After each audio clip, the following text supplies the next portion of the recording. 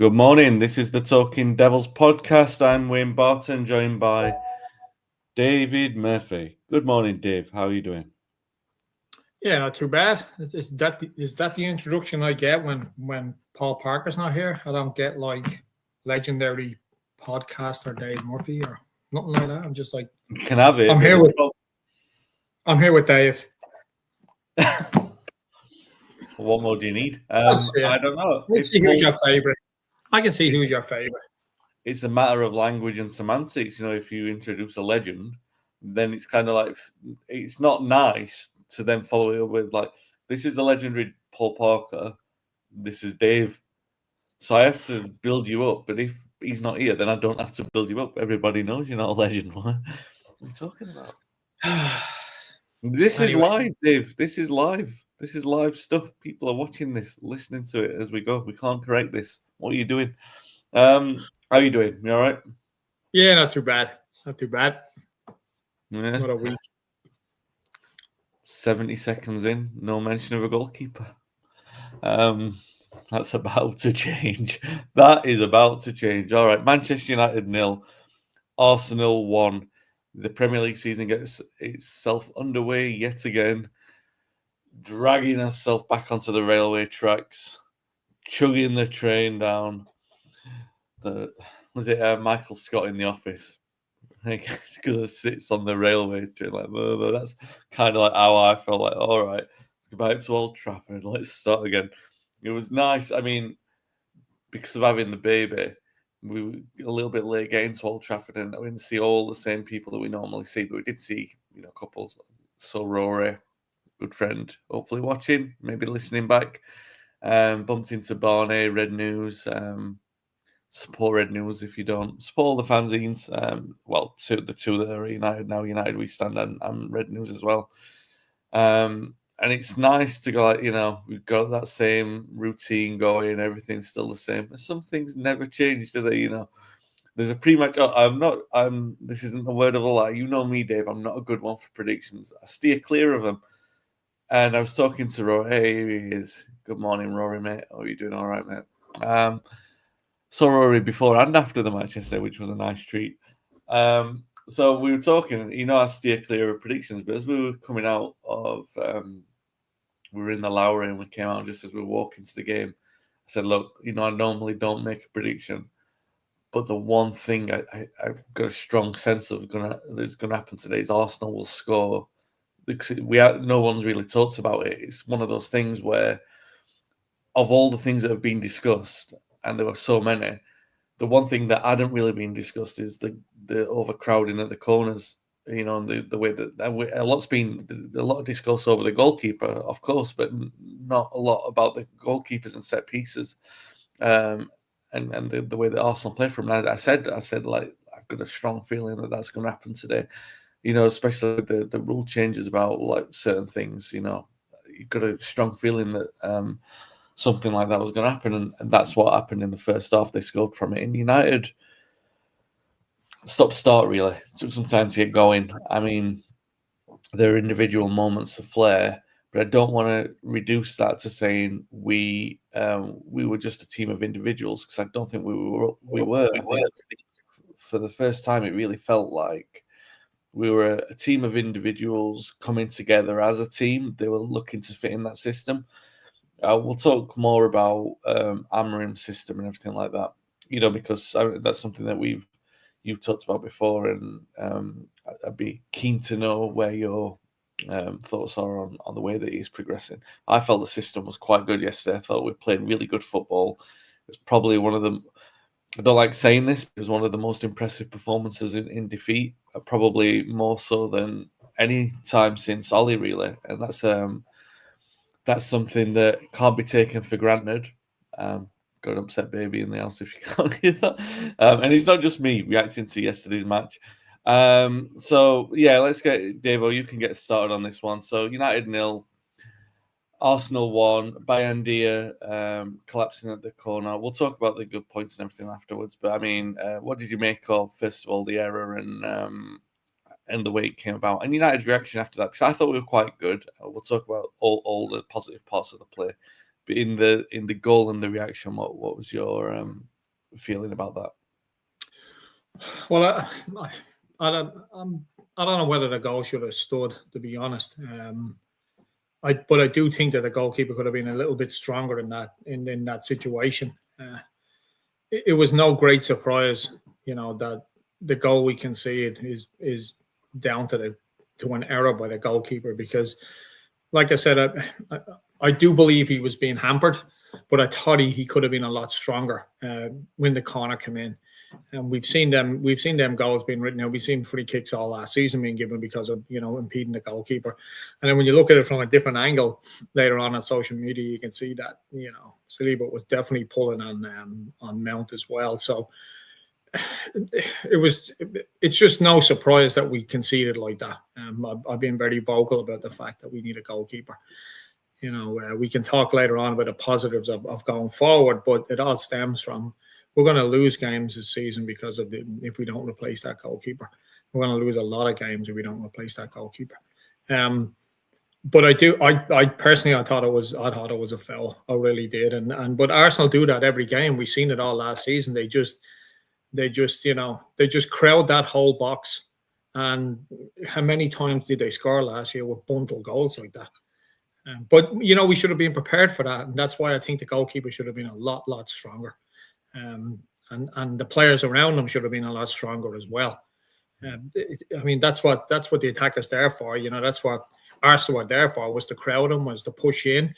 I just felt that the goalkeeper was to blame for the error, but I do think that some of the players around him could have protected him a little bit more. Yeah, let me jump in on that one, Dave, because I mean, one of the points that I was looking at in being there, you're not always sure about what passage leads to the next one. So afterwards, I was like just clarifying it with you. I'm like, did that happen the way that I thought it did? And the goal came about, the corner came about from Bruno messing about in a position where he shouldn't have been, and found himself giving away a corner, which you could tell from the way that we were defending. There's a moment where Dallo really desperately lunged to make sure that we didn't concede a corner. I'm not saying it's a great thing to show that how scared you are at conceding corners, but we definitely were. We were trying everything we could to not give corners away. Bruno messed about in a position where we couldn't help but give a corner away. We basically conceded a goal from that. He was messed about in possession when we in the Europa League final as well, which is what they scored the goal from.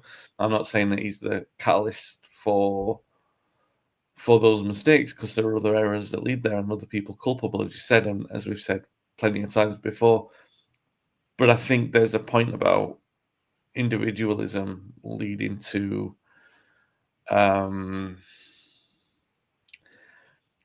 exposing the vulnerabilities of your own team and the limitation. If you know them, don't mess about in the positions where you're likely to cause an issue. I mean, I love, like, let's be completely real about this. I'm not being over the top critical about him, because I think what you carry with Fernandes is so much greater than this as a drawback.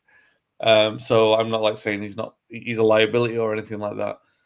And I know he said before in interviews that he can't change the way that he is. But I think if he's your captain, not to sound all, if he's your captain, there's a time and place for trying that kind of individualism. Now, I don't have they're my favourite players. The way that Cunha played yesterday, we'll talk about that in a bit. The way that Giggs used to play, they try things that other players don't try, and that was my concern with Bruno yesterday. Do you have any? Do you think that? I mean, is that something that I'm just a bit over the top with? Is it something that you go like, oh, it's just part of what you carry? Because I mean, the fundamental point is, if we had a stronger goalkeeper, if we had a better, more dynamic midfield, again, we'll talk about that in a moment. If we'd have perhaps started with a striker, and maybe if we're 3 months down the line, that really confident performance doesn't have to rely on two errors, one by Bruno and one by the goalkeeper. And really, the way that I'm compounding the Bruno error on that, I shouldn't really be doing that, because that's what happens sometimes in football matches. I just think when you've lost the game as a result of that, as we lost the Europa League final, that's the fine margin that we're talking about, and you can't really afford to do that, and he should know that as the captain, right? I mean, he's going to escape all of the blame apart from me sort of bringing it up here. Yeah, no, I mean, like you said, we were looking like it. I'm sure it was talked about all week about not giving away corners or free kicks in and around the box because they're, let's be honest, they found a knack to score goals. Yeah. Arsenal have from set pieces. And to dick around with the ball in the box like that so early on, it was irresponsible. But like you said, I'll take those moments from Bruno because everything else that he does enhances the team. So every player makes a mistake. It was a silly thing to do. He was trying to be overly clever, and he gave away the corner. Now United had to come back on 1-2-1, 3-1. We probably wouldn't even be talking about it. But it was an error on his behalf. But the whole thing was focused on the fact that our goalkeeper threw the ball into the net then right after that. So, but I didn't think I thought he was just trying to be too clever back there. In those situations, especially against a team that scores a lot of goals from that area. I'm sure it was drilled into them. Don't fuck about in the box. Just get rid of it. It was silly. So. Yeah.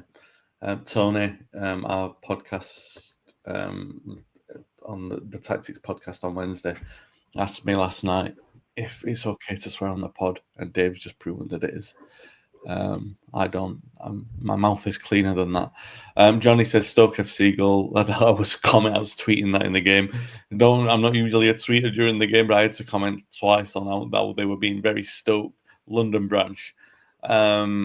It was so bad from that. Stuart, good morning, mate. How are you doing? Well, he said, hi, both. Great positives. Poor on the ball. Bayindir weak. Basic defending out the window, but we'll win more than we lose this season. And I thought on the whole, by the way, I thought we defended marvellously. Apart from we actually did all right with the other corners as well. Rory, I think Mount should have been stronger on the goal too. We allowed the Arsenal player to get between him and the keeper. If we're worried about the keeper, we need to protect him. Yeah, I think there's also the element, if you know that they're going to do that, get yourself into position to be fouled, because they're very easy fouls to be given. And Mourinho would be very good at this in English football. He'd counteract that tactic immediately. Just go, right, we'll find a way to position ourselves to make that tactic obsolete, because it's very Stoke Wimbledon-esque. And I know an Arsenal fan, a couple of Arsenal fans. I've got one I talked to, really good guys. They talked to me on Instagram about Arsenal and United, and I asked him this morning. I said, is it good? So I mean, you said earlier, it's a knack. Football's about winning, right? And they found a way to finish second 3 seasons in a row, mostly employing this tactic. Arsenal fans loved the fact that Arsene Wenger reimagined that club. We all remember boring Arsenal and George Graham with the hands up, the sideline that all had their hands up in a row. And Wenger came in and built upon that. And then, the greatest Wenger sides were a mix of Graham and Wenger, even though everyone wanted to say Wenger. When it was completely Wenger, it was a bit too weak. But the point is that he completely transformed what Arsenal stood for. Maybe the point is that they were too weak, and that's something that had to be addressed. But they played pretty good football. They were nice on the eye, and this is anathema, really. You can imagine Wenger tearing his hair out. This isn't the way that he wanted his Arsenal to play. And look, if they've gone backwards to be able to succeed again, you're not really going to criticise that and the fact that they won, but. You know what I mean? They used to load it over everyone, didn't they? Like Arsenal, we're the best team, and we play the best football and everything like that.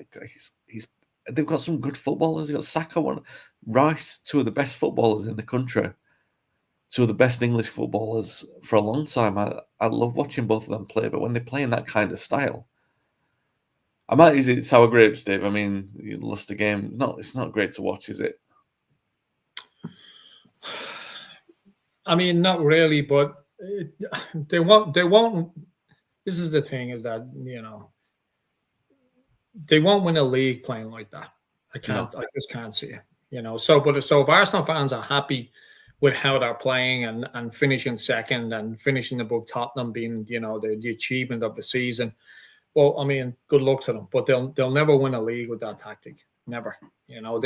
They'll scrape wins, they'll scrape last minute draws by just pumping it into the box, like you said. I mean, another famous team was Jack Charlton's Ireland. How many games did we win? How many games did we draw? embracing that tactic, and we loved it while it lasted. But we always knew that it was never gonna get us any trophies. It was never gonna win us any tournaments. And then at some point it has to come to a stop if you want to leap forward. And that's what Arsenal have to do. And I don't think Arteta has the technical ability to do that. He's found a way to score goals in very tight games, and he's going to stick to it. And maybe he'll get lucky, at some point in another cup competition. But they'll never win the league employing that tactic. Never. It's not good to watch as well. I mean, it is. For Arsenal, it's perfect for that kind of setup of a game, because United, they dominated every metric, really. They had plenty more shots on target, plenty more shots overall, almost double the amount of touches in the box. If you like the XG, they had almost double XG. They had over 60% possession. So United dominated everything apart from the one that matters. And really, they had chances. Dogu at the post. They, really good effort. But they were good efforts. They were good individual moments when Cunha did that incredible dribble in the first half, and he'd been quiet up until that moment, really quiet, to the point where he's been the one that I've been most excited about, and I was like, oh, is he going to be flitting in and out of games here? But then he came alive, and that dribble was unbelievable when he went past like 3 or 4 players and then went through on goal and then sort of like ran out of steam at the end. But then he was really good for the rest of the game. I thought he was really dangerous. I think he came alive then. But it was more like those individual moments, and Mbeumo had a couple of chances. People were taking pot shots. It wasn't really a coordinated, systemic, like break them apart, pull the ball back. Dalot had a couple of openings which threatened to be those cases, but it just seemed to like players weren't in the right place and everything like that, which is fine. New players coming in. I don't know how long you sort of allow for that kind of thing, considering the poor run of form that we've had at the club and how quickly confidence can drain, even if you're playing well but losing. And this is something really to think about, because United were good. They played well. They created those chances. What did you make of that performance overall? Because I mean, there's that bottom line of we lost and Arsenal won. There is that other element of you can't afford too many defeats like that. And I know we say we go again and we've got to win at Fulham, but you can't really afford. I mean, we'll talk about Amorim overall and confidence in him in a moment. But the performance after that goal, the performance overall, definitely deserves something from the game. But you can't trade on that, can you? Do? No, I mean, when the fixture list came out, and you look at the first 4 games, my honest thinking of it was, we'll find out how far we've come in the second and third game. Fulham and Burnley is my honest opinion, because Arsenal was always going to be a tough game, and City's going to be an even tougher game. Arsenal finished second last year. We finished 15th. But on saying that, yesterday was disappointing that we didn't come away with something. I thought both our new signings were absolutely fantastic. I really did. I thought they were Cunha, but Mbeumo for me was man of the match. We haven't had that aggression in any of our players in a long time. And the thing about that is, it seems to be filtering down through the team as well. That never give up attitude. I mean, we as supporters could see when we were mentally beat in games, and it was normally after we conceded the first goal. And that was it. Regardless of when it came, in the first minute or the 89th, we were done. That wasn't the case yesterday. We got even better, after Arsenal scored. People are saying that Arsenal didn't play that well. Well, they weren't allowed to play that well. We pushed them back and pushed them back and pushed them back. But our front two were absolutely phenomenal. The only criticism I have is I thought we should have brought Šeško on a little bit earlier, because we were really in the mood at that point. But I think overall the performance was fantastic. And that Cunha guy really excites me. He just seems to glide, doesn't he? He just doesn't seem to give the ball away. See, so this is the thing, right? And Mbeumo's touches were incredible. The way that he was bringing down the touch, and there are only a couple of missteps he made with the quality of things he did. One was a ball to Ahmad, which was a bit over it, and then I think a couple of times where he sort of cut in and made the wrong choice. But I mean, those are fine; they'll come. But Cunha is a different. I was trying to think, like, have we ever seen a player who glides like him on the ball, who's got that kind of grace? And you could talk about Cantona, you can talk about Berbatov. Tevez was a bit scruffier, but he had a really good way of working with the ball.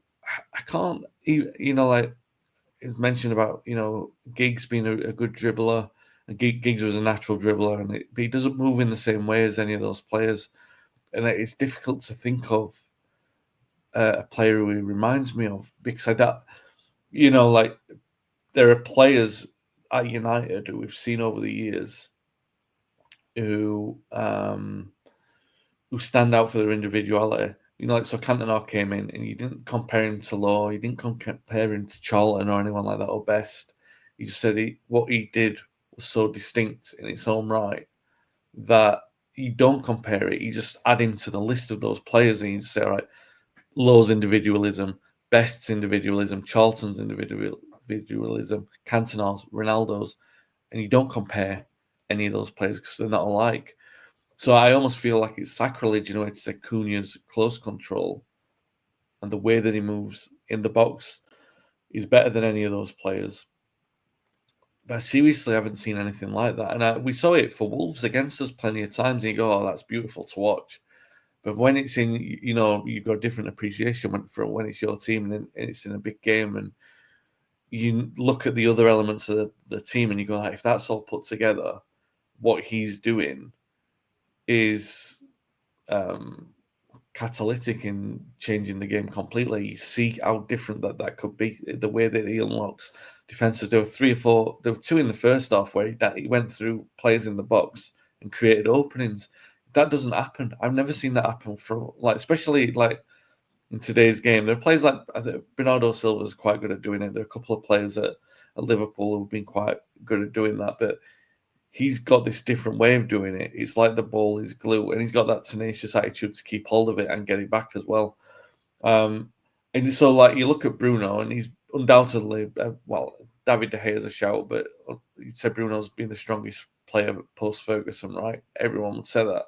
I think if you build the team in the right, we're not around him, but if you build the right components in the team, like fix the goalkeeper, fix the midfield, Cunha could be transformational in just the same way that Law and Cantona were. He could elevate this team beyond what's reasonable. That's how good he is. Am I overstating that with him? Am I getting too excited after an underwhelming debut defeat?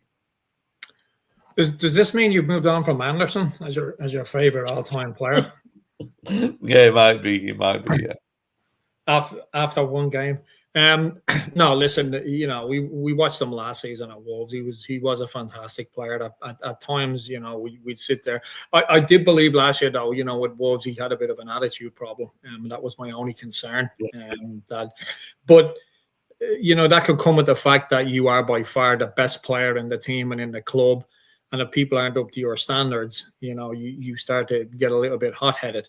He's come to Manchester United. He's obviously not going to be the biggest player at the club. Even in today's team, let alone historically. Yeah. So the attitude has probably curbed a little bit. But he was fantastic yesterday. He really was. He's so difficult to get the ball off.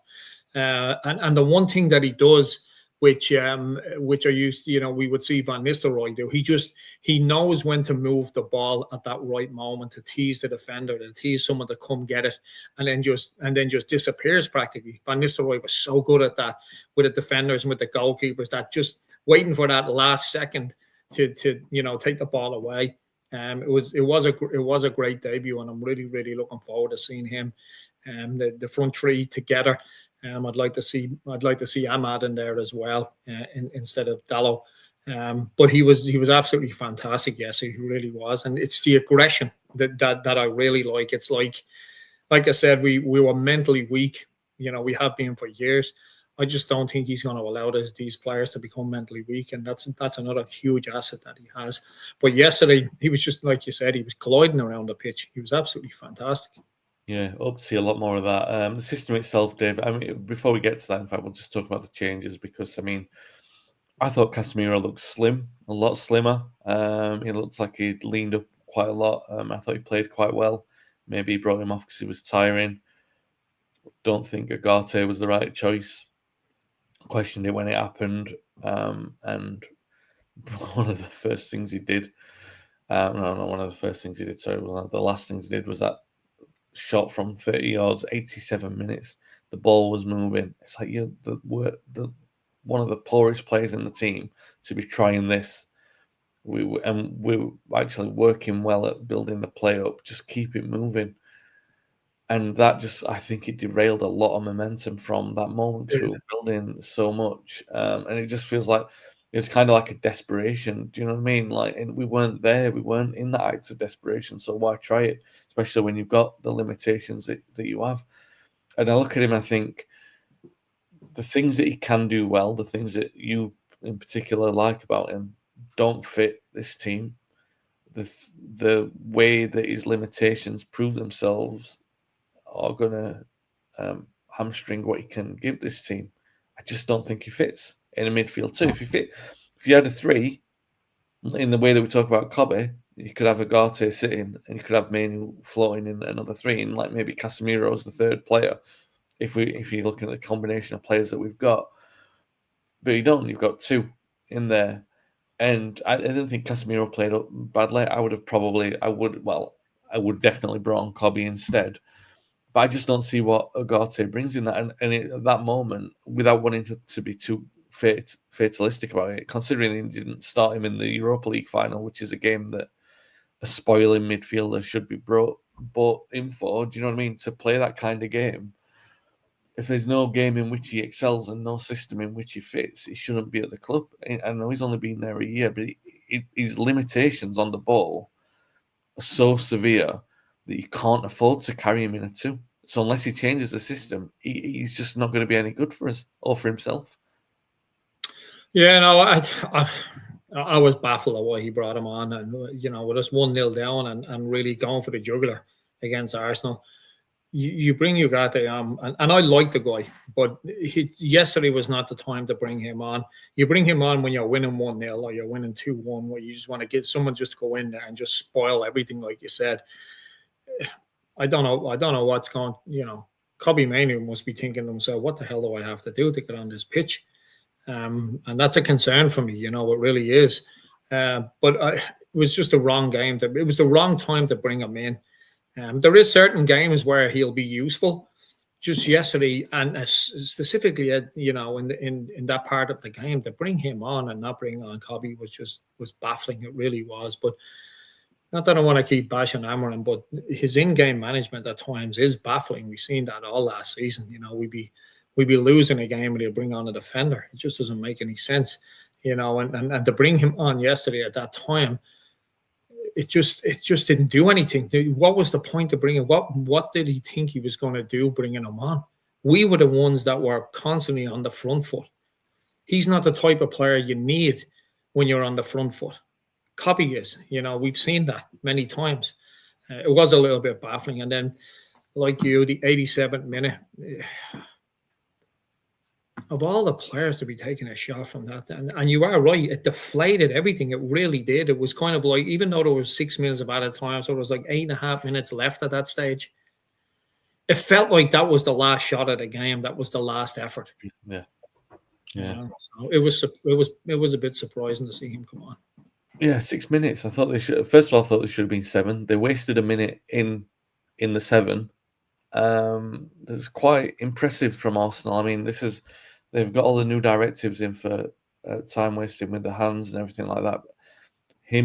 Raya's a good goalkeeper for time wasting. They said he's a good goalkeeper anyway, but he's definitely a good one for time wasting. He booked it. It was happening a lot before he was booked. I can remember Onana was booked in his first game for time wasting because of time, and like not wrongly, he was booked for time wasting. But this time, he was booked. He'd already had warnings. He was so late on with the way that he did it. So because I booked him quite late, maybe in the mid-70s, he booked him for time wasting. So it sort of gave him an out to just warn him again for when he tried it later on, rather than book him again, because he should have been sent off for time wasting. He had the ball in his hands for longer than 5 seconds on a couple of occasions. What's the There was we were talking about it with again with Rory before, the incident which happened in the other game where the goalkeeper had been carrying it for 8 seconds. You're only supposed to carry it for 5. Do you know what I mean? Blow at 6. Blow at 6, don't blow at 8. Do you know that's the point? Anything can happen in 2 seconds. I don't know. Anyway, that's my grumbling about the referee. There wasn't a lot to grumble about. I'm not disallowing that goal either. I think the goalkeeper was weak. But the system itself, Dave, I mean, apart from the change and, like you said, perhaps a couple of the subs, I thought Ahmad was right coming on. I was glad he didn't. I had a bad feeling he was going to bring off Mbumo, but he didn't. He kept him on, which I think, the players might be a little bit more tired. He might need a bit more time to get up to speed, but we've got 1 game a week. And then that game that isn't a game a week is Grimsby, do you know what I mean? So you're going to have plenty of time. That time better spent on the pitch, learning the system, and you're better off trying to be bold with Ahmad and Mbumo together, because I did worry at one point he's going to keep Dallo on and put Ahmad in front. Maybe he didn't. He went for it. Elsewhere, I thought Dogu quietly had a very good game. There's still a bit of refinery not in his game, but I was saying in pre-season that the way that the team exploits his pace is really good. Now he's got the raw energy afterwards where he kind of doesn't know what to do, but that is getting so much better. You can see it getting better in the games. But the point is that he's breaking into spaces that we weren't doing before. That's a benefit of the system as well. Seen a lot of that. All right, you've seen drawbacks in the system with, and not necessarily the goalkeeper as such. It cost us the goal, but not so much the impact of the system. Midfield, you can see where the issues were, especially when we had to make the changes. I thought Casemiro and Bruno actually did a passable job in there. I don't think we were overawed by what went wrong, considering I thought Arsenal might put the squeeze on in there. I thought possibly playing Mount from the start, even though I would have liked to see Šeško earlier.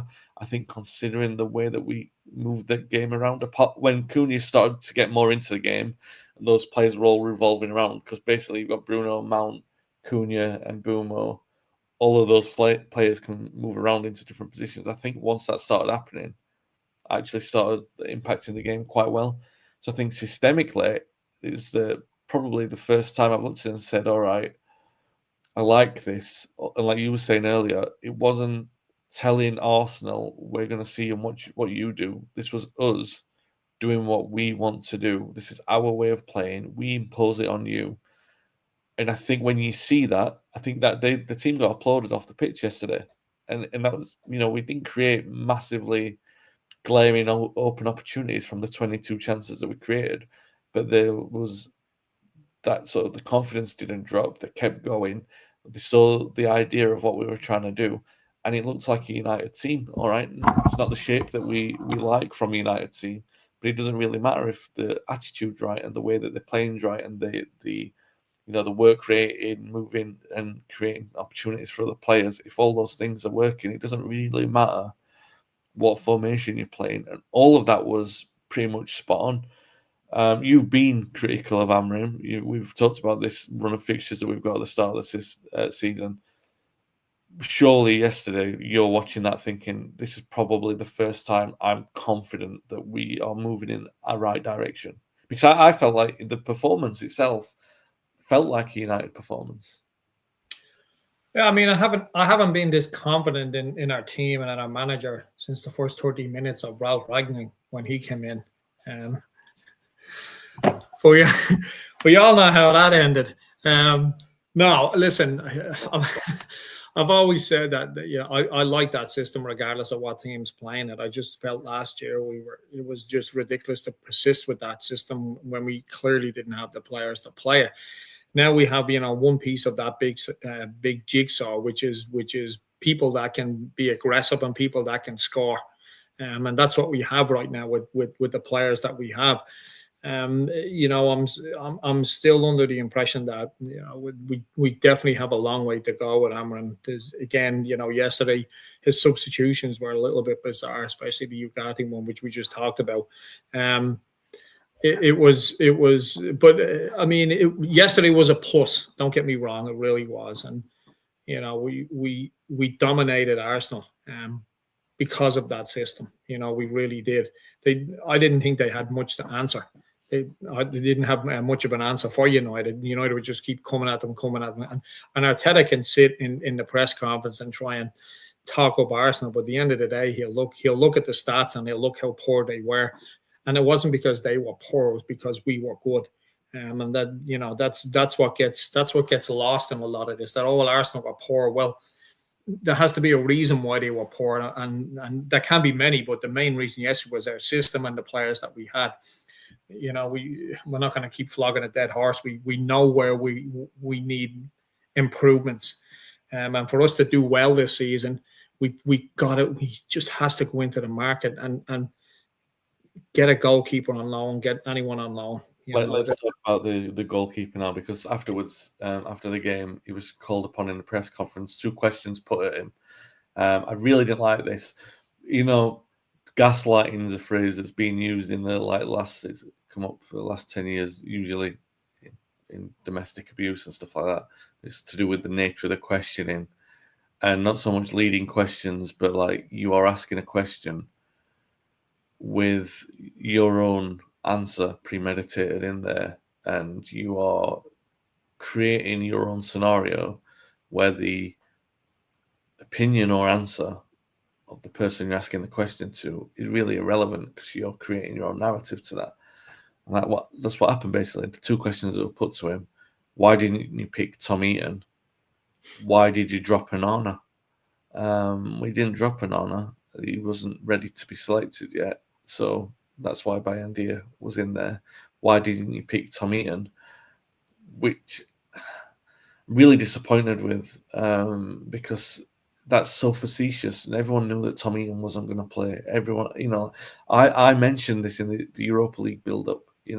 I would have picked Tom Eaton, but also I understood why he didn't, because he'd never played him, so he wasn't just going to throw him into a Europa League final.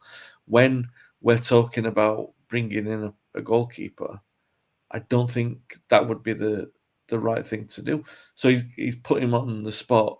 2 of the journalists put him on the spot to basically try and say, you don't like these goalkeepers, or you're going to go in for a goalkeeper, trying to squeeze him on the point, which every manager comes back with the most asinine answer, don't they? They always come back and just go like, oh well, you pick the neutral option every time. Oh well, I like them both. They're both good goalkeepers. They're both here. They're I continue to select from them, and tomorrow he might go out and buy one.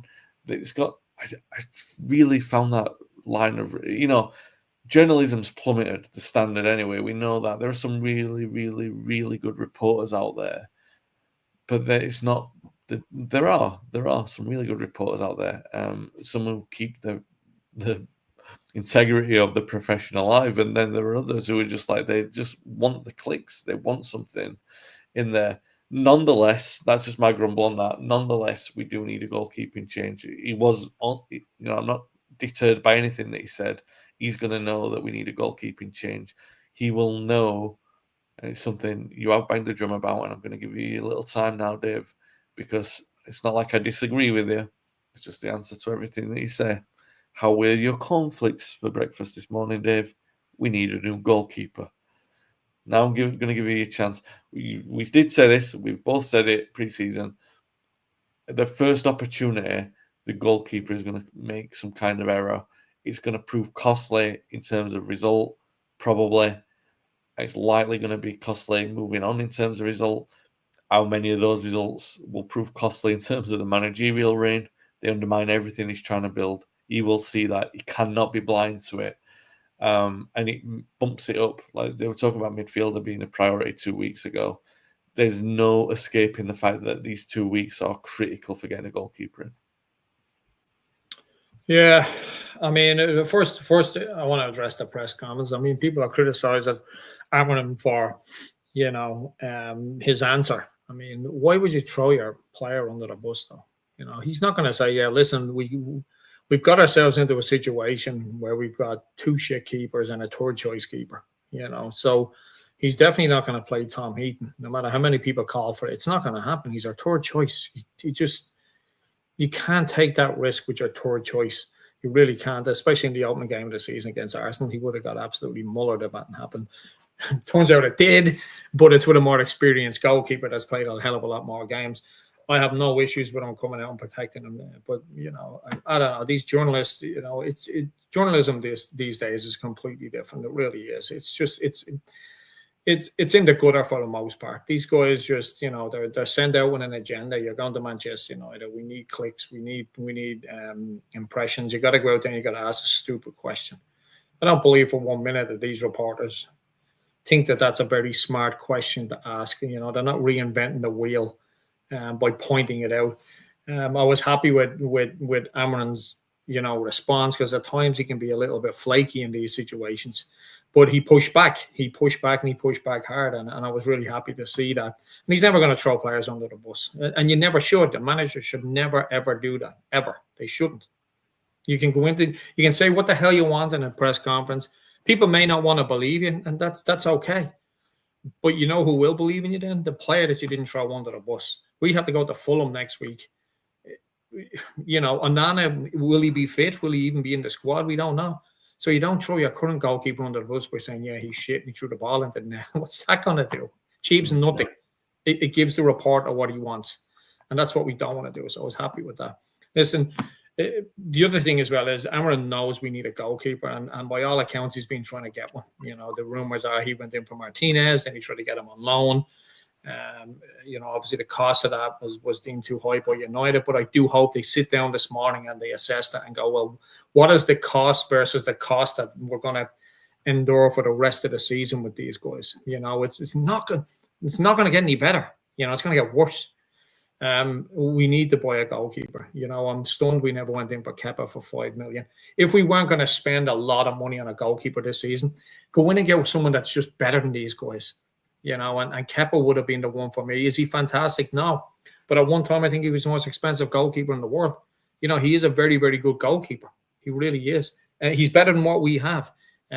Martinez will frustrate the hell of us throughout the season. God, what an asshole that lad is. But he could be our asshole, and that's what I would like, because he's better than what we have. Donnarumma, I don't know. The numbers probably don't add up there. City look locked on to get him. They'll pay him whatever they want because – here's the difference. Pep knows he's going to need a goalkeeper, so he's going to go out and get one. That's what we need to do. And I'll keep banging on about that, and I'll be baffled that we don't get one in the next 2 weeks. It'll be like all that good work that we're going to do this season will be undone too many times by the fact that we have a very, very poor goalkeeper. And like Paul said, on a couple of occasions, it's not just a goalkeeper. If you've got a poor goalkeeper, you've got a shaky defense then because they don't trust him. It's not just that one position. It's the 3 good players in front of him as well. All of a sudden, that whole unit becomes a problem then. And that's what we need. That's the main. I think I've said it once or twice in the past, but I do believe we need a goalkeeper. On the defence, I thought they were quite good yesterday. I thought Euro was good. A bit slow on the ball sometimes, but he positionally played well. I thought Shaw was really good, especially in combination with Dogu. Better than he had any right to be, really. So yeah, it's promising signs. The Ligt for me was our best defender yesterday, and I think the Ligt is our best defender at the club. I think Euro has the potential to be. I personally believe that he has the potential to be at a level of Baresi over the next 3, 4, 5 years. I really do. I think he is phenomenal. I really do. I think we could. I don't think we'll hold on to him, for his career. That's how good he's going to become. But he's definitely one that's going to be one of the best. But for me, the Ligt is our best centre back, and it's going to be interesting when Martinez comes back, where he fits in. Maybe we put him in midfield. But I definitely think the Ligt was our best defender. But I do like him. Dallo, not so much. Rory said Martinez isn't better than what we have. Last time he played at Old Trafford, he was a disaster and got sent off. Yeah, actually, do you know what? I don't really like him, to be fair, but I probably, I do think he probably is better. The only thing is he's quite short. I just think of Barthez. I just think he's Barthez number 2. And when you are moving from Barthez-esque goalkeepers, you're moving from them for a reason. So go to someone. The only name I'm not convinced about is Lamens, the Belgian goalkeeper, because of he's only 21. Do you know, he's rotational. He's not there to be the number one. You need a number one now. Because but without, I mean, here's the dilemma we have. There's not that many very good goalkeepers out there, and there's even fewer that are available. So what do? You have to make a change. You've got to do something. We can't go into September with these two clowns. We really can't. Play a different player in defence. Maybe put a different goalkeeper in. So maybe put who's not playing, who's quite tall, who can go. Peter Crouch. Yeah, Peter Crouch in. Put him in. That's different. All right. Yeah, Fulham next week. Drew with Brighton opening weekend. Strange one for them, really. No real changes over the summer. I was looking. What changes have they made? No big players in, no big players out. They've kept what they've got. They've kept the manager, even though he might have been rumoured to be going as well. Their team have caused us plenty of problems in the past, though. We've got some narrow victories at Craven Cottage, but they've done a really good job at Old Trafford and getting results. They've got a lot of threats in their side. Harry Wilson, when he plays, is dangerous on set pieces. Adama Traore, we've seen him absolutely tear our defence to pieces with his pace. More difficult to do that on the tighter Craven Cottage pitch, and he doesn't tend to get used as much as I would have thought a player with that kind of ability, or at least like attribute, would get used. Because again, a little bit like Dogu, you see a player with that kind of rapid pace, and you go like, oh, the damage that they could do in a great team, but there's obviously reasons he hasn't played for a great team. But nonetheless, very capable of causing us problems. We've had very tight games there. We've won pretty much. We've won so many late on there over the last few years. Who was it? Was it Garnacho? Someone scored a late winner 2 years. Yeah. Basically, for the last Martinez had that deflected one. Bruno, I think at one point there were a few goals there that we've scored quite late on the last sort of 10, 15 minutes, and obviously we go all the way back to I think Rooney did one, Ronaldo did one, so we've got a history of winning late at Craven Cottage. They will think it's high time they win one, and they're probably right. The balance of those trends ends in that kind of way. Although we might also be saying it'd be nice to win one there comfortably as well. Robbie says Bruno got a late winner there. No, Martinez last season, and Bruno the season before, and Garnacho the season before that. I'm sure that's right. I don't know. Anyway, yeah. Dave, what do you reckon, Fulham? Yeah, like I said earlier on in the podcast, I think this is when our season starts, really, because Arsenal was always going to be tough, especially the first game of the season, especially them being, the invincibles still, they're still carrying that tag. This is where we see if we've made strides forward. It's Fulham and it's Burnley, and that's it's actually a lot of respect to these teams because they caused us a lot of problems last year. We beat Fulham the first game of the season last year, but let's be honest. That we should have lost that game, I believe, last season. We were terrible. Xerxes came on, great goal, and then so Fulham are a dangerous side. They really are. They cause us problems. We go back to that. Was it the FA Cup where they imploded, or was it the League Cup at Old Trafford? One of those games, anyway. So they've, I don't think they have a likeness for Manchester United. So it's going to be a tough game against Fulham. It really is. But the very fact that we're only playing one game a week, that's not to be dismissed. That will help immensely. It really will, especially with a couple of new signings coming in, to get our forward line really going. But I fancy us to go to Fulham next week and win. Maybe not comfortably, because it's always a difficult place, but I think we'll win next week if we keep that momentum going. And like I said, it's a huge bonus. To support us and the team, maybe not, the finances that we only play once a week.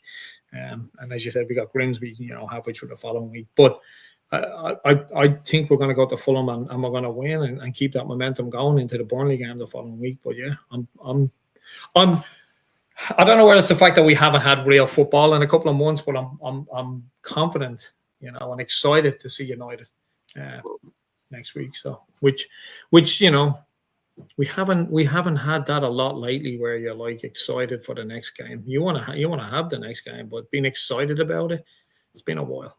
Yeah, I'll get beaten out of you. Don't worry. It's a long season. How long did it take last season? We weren't looking forward to them at the end, were we? We were. Rory says they'll melt into one after a while. Talk about the Fulham winners. Yeah, I guess they do. Yeah, Fulham will be out for it.